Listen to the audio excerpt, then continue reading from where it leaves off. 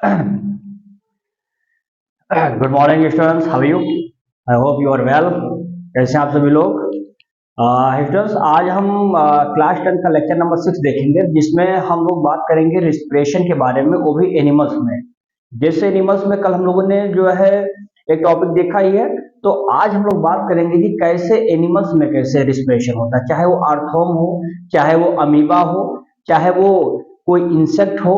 ऐसे तमाम चीजों का डिस्कशन आज हम आप लोगों को यहाँ पर बताएंगे, जो आप लोग ध्यान से देखिएगा। जैसे यहाँ पर मैंने लिखा है लाइक एनिमल, देखिए रिस्पिरेशन इन प्लांट्स। यहाँ पर प्लांट्स की भी बात होगी, अभी यहाँ पर आपको एनिमल्स की भी बात होगी, तो इसको ध्यान से देखिएगा। जिस तरह से animals like animal plant get energy from the process of the respiration. Plant like क्या करता था? एनिमल्स में आपने देखा था एनिमल रिस्पिरेशन करता है, जिससे उसको कुछ क्या मिलती थी? एनर्जी मिलती थी। कल हमने आपको बताया था रिस्पिरेशन इन एनिमल के बारे में। ठीक उसी तरह से plant get energy by the process of the respiration. Plant भी तो रिस्पायरेशन करता है, कुछ मात्रा में O2 को एक्सेप्ट करता है, एंड सेम प्रोसेस, सेम माध्यम से, सेम एग्जिट पोल से क्या करता है, वो बाहर करता है CO2 को। अब यहाँ पर दूसरा देखेंगे, एक्सचेंज ऑफ गैसेस यानी CO2 and O2, so both are called the respiratory gases. यानी अगर मैं बात करता हूं O2 और CO2, जो गैस होते हैं जिनका एक्सचेंज होता है, उन्हीं दोनों को कहते हैं हम लोग रिस्पायरेटरी गैसेस के रूप में जाना जाता है। क्लियर है? Third, in plant slow respiration then animal and plant leaf root and stems. ये कह रहा है कि प्लांट के केसेस में कहीं ना कहीं रिस्पिरेशन थोड़ा बहुत स्लो है, किसके तुलना में? एनिमल्स की तुलना में, ठीक ना? But in the case of the plant respiration take place by three things, that is the root, leaf and stems. पौधे क्या करते हैं? रूट से भी लेते हैं रिस्पिरेशन, लीफ से भी लेते हैं और स्टेम से लेते हैं। उन्हीं की बात अब यहाँ आगे करेंगे। यहाँ पर देखिए रिस्पिरेशन इन रूट, अगर रूट में करना है तो आप जानते हैं कि रूट क्या होता है कि बहुत डीप होता है। उसी रूट के द्वारा पौधा स्टैंड होता है, रुका रहता है, क्योंकि रूट जो होती है वो जाती नीचे फैल जाती है, और फैलने के बाद it bind to the soil, soil को बंधे रहती है, पेड़ स्टैंड रहता है। यानी कि जब रूट की बात करते हैं तो उसमें छोटे छोटे सॉइल पार्टिकल्स होते हैं। उस सॉइल पार्टिकल्स में क्या होता है? ऑक्सीजन मॉलिक्यूल्स होते हैं, वह ऑक्सीजन मॉलिक्यूल होते हैं। और साथ ही साथ आप देखेंगे जैसे रूट है, तो रूट में क्या होता है? इस रूट में छोटे छोटे हेयर्स पड़े रहते हैं। इस रूट हेयर, इसको रूट हेयर के नाम से जाना जाता है। और यही रूट हेयर क्या करता है? इसके लास्ट एंड पर आपको रूट कैप भी नजर आता है। तो ये रूट हेयर्स जो होता है कहीं ना कहीं प्रेशर डालता है सॉइल पार्टिकल्स पर, जिससे जो ऑक्सीजन होता है वो धीरे धीरे धीरे धीरे क्या होता है? ऊपर की तरफ डिफ्यूज होकर चले जाते हैं, and plant get that oxygen from the root hair. तो यही मैं कह रहा हूं कि जब यहां बात करते हैं रूट के द्वारा, तो कहता है respiration in root occur by the diffusion on the respiratory gases. यही रिस्पायरेटरी गैस है जो ऑक्सीजन और CO2 की बात में कर रहा था, थ्रू द रूट हेयर, जो मैंने वहां समझाया रूट हेयर के द्वारा। लेकिन यहां पर एक चीज और लिख सकते हैं, root hair by the process of, यहां लिख दीजिए बाय प्रोसेस ऑफ डिफ्यूजन।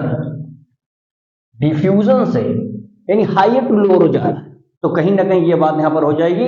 अगला देखेंगे, इन वाटर लॉग्ड एरियाज, जहां पानी भरा हुआ है, पानी भरा हुआ है, पौधे का जो रूट है वो रूट अंदर होगा, तो जाहिर सी बात है कि वाटर लॉग्ड एरियाज में रूट ये धीरे धीरे डेड हो जाते हैं। और वो जब डेड हो जाते हैं, so there is a lack of oxygen, और जब उसको ऑक्सीजन नहीं मिल पाता है, then the finally plant can be dead. तो वहां पर हम बताते हैं कि प्लांट हमारा फाइनली क्या हो जाता है? डेड हो जाता है, क्योंकि वहां पर क्या नहीं रह गया? लैक ऑफ ऑक्सीजन हो गया।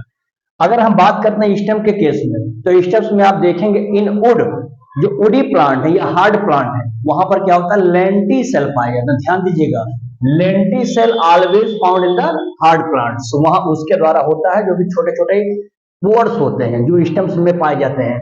और रिस्पिरेशन इन लीव्स, पत्तियों में आप जानते हैं कि on the upper and the lower surface a small opening is called as the stomata, and stomata is covered by a two guard cell, and guard cell क्या करता है? उसको सिक्योर करता है, यानी help in the opening and closing of the stomata.